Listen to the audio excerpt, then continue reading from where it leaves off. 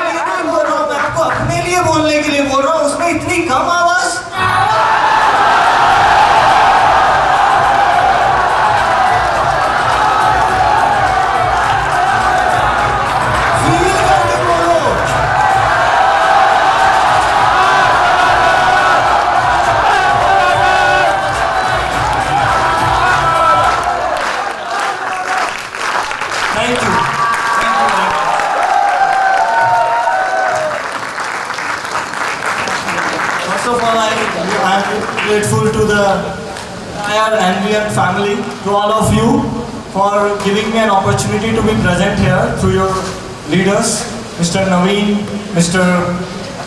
Nilesh and Mr. Ramo. I think I'm right? Sorry, Mr. Nikhil. Sorry, please follow. And now, if I... अच्छा, मैं English में बात कर सकता हूँ? मैं कोशिश करूँगा कि मैं हिंदी में बात करूँ, लेकिन मेरी जनरली मुझे इंग्लिश में बात करने की बहुत ज़्यादा हैबिट है 10 साल से। तो अगर मैं हिंदी में बात कर रहा नहीं हूँ और अगर आपको नहीं समझ में आ रहा तो आप मुझे बोल सकते हो कि Hindi please. Is it okay with you? अगर आप मुझे अभी बोल सर आपका टाइम ओवर हो गया और आप और नहीं बोल सकते, तो मैं बोलूँगा मुझे और कुछ बोलना भी नहीं है, मेरा काम हो गया, मुझे और कुछ बोलने की जरूरत नहीं है, मेरा काम हो गया।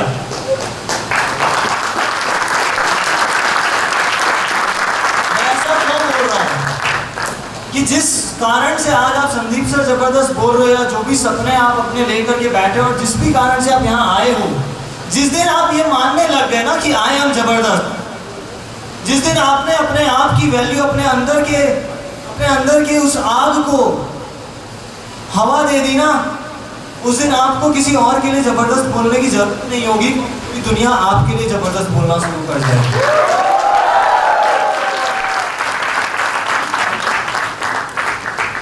मैं आपको एक छोटी सी स्टोरी शेयर करके अपना पार्ट स्टार्ट करूंगा, लेकिन उसके पहले I would like to thank all the people who have arranged this wonderful event, all the participants, all the people who are attending, all the parents and all the elderly people who are present here, as well as the cameraman, the videographer, the music team, and each and every person in this hall and everybody who has been responsible for this event.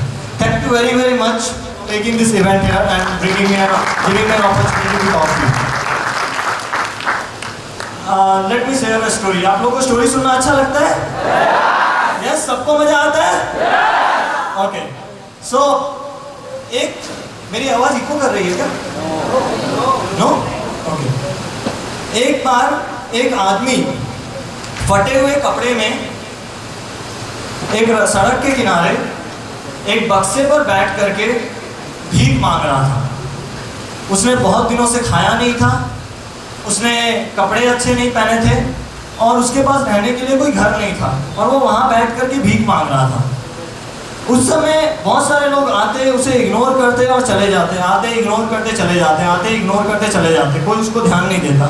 लेकिन एक आदमी जब वहाँ पे आया, उसने उस भिखारी को देखा और उससे बोला कि तुम यहाँ पर भीख क्यों मांग रहे हो? भीख क्यों मांगते हैं सर, आपको पता नहीं है क्या? आजकल तो भिखारी लोगों का भी एटीट्यूड बहुत होता है, नो? तो उसने बोला कि अच्छा तो तुम ये बक्से में बैठे हो, तुमने मतलब इस बक्से में क्या है?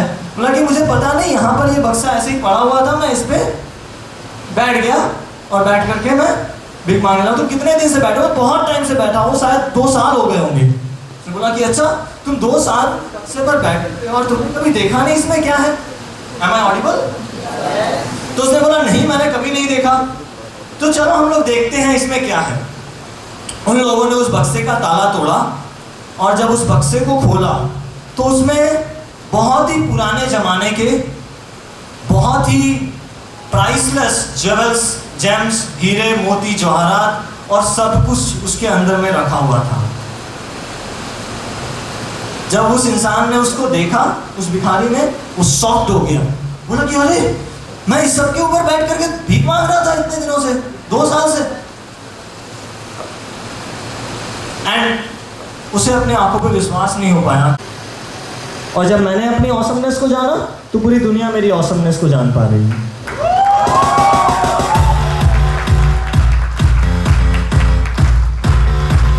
और ये एक मोटिवेशनल स्टोरी या मोटिवेशनल स्पीच समझ करके इसको डब्बे में बंद करके मत रख देना।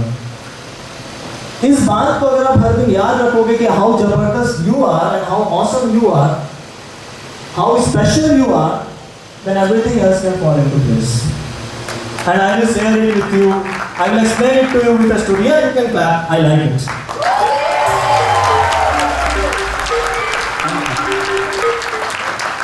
देखो यार, अगर ताली बजाओ तो जबरदस्त बजाओ, क्योंकि मुझे जबरदस्त के अलावा कोई चीज पसंद नहीं आती है।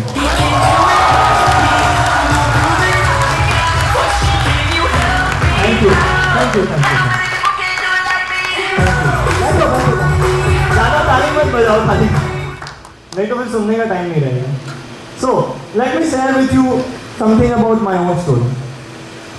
आज से 10 साल पहले, इट वॉज 13 अप्रैल 2006, तो करीब करीब 10 साल हो गए हैं, जब आपकी तरह ना कि इतने बड़े हॉल में, बल्कि एक छोटे से कमरे में 200 स्क्वायर फीट का कमरा होगा, जिसमें मुझे ऐसी एक अपॉर्चुनिटी देखने का मौका मिला।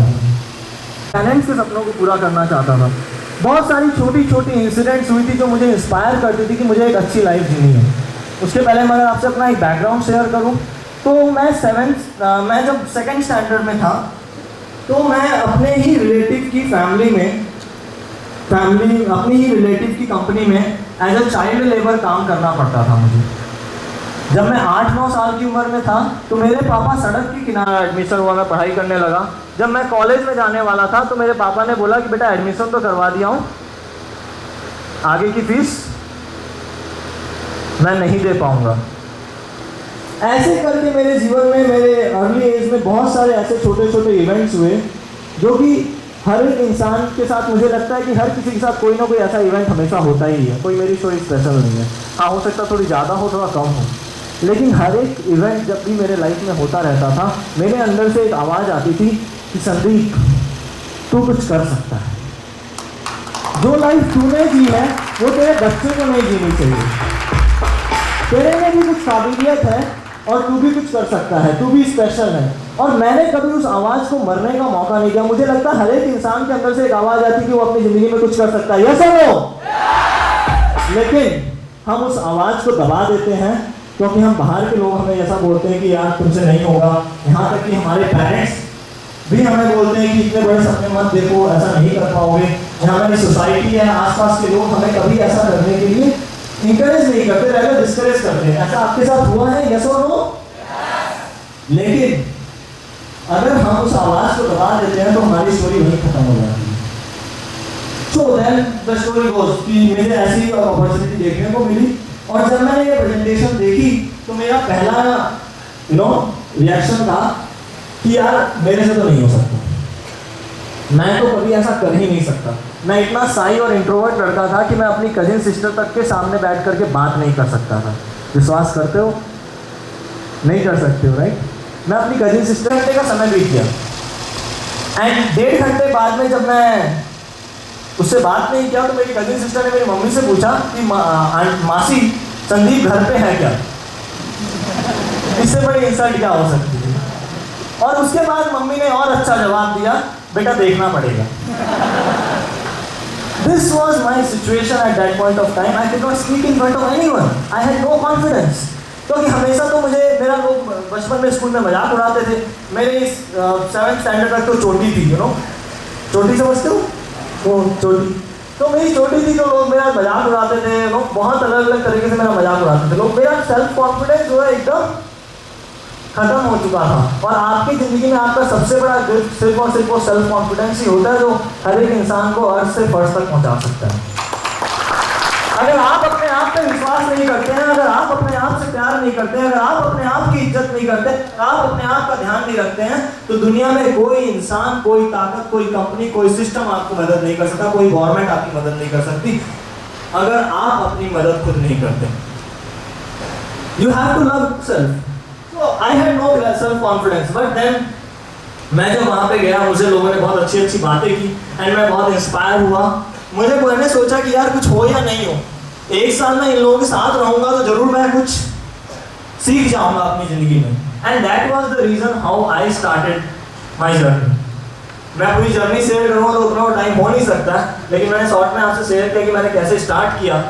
और जब मैंने स्टार्ट किया, मेरे दोस्त, उनको मजाक उड़ाने का और ज़्यादा मौका मिल गया। वो बोलते हैं अब तो इसकी ज़िंदगी खत्म। उस समय मैं IIT JEE का प्रिपरेशन कर रहा था। आप सब जानते हो, IIT करके दिखाऊं? आइंस्टाइन देख के ही लगता है पागल था। मानते हो? एप्पल जो न्यूटन, अबे एप्पल नीचे गिरा तो उसने सोचा एप्पल नीचे क्यों गिरा, पागल था कि नहीं था? सचिन ने 10th क्लास का एग्जाम छोड़ करके उस टाइम पे क्रिकेट खेलने गया था, पागल था कि नहीं था? लेकिन इन सब पागलों में एक चीज कॉमन थी, वो उस चीज को करते थे जिसमें उन्हें खुशी मिलती थी।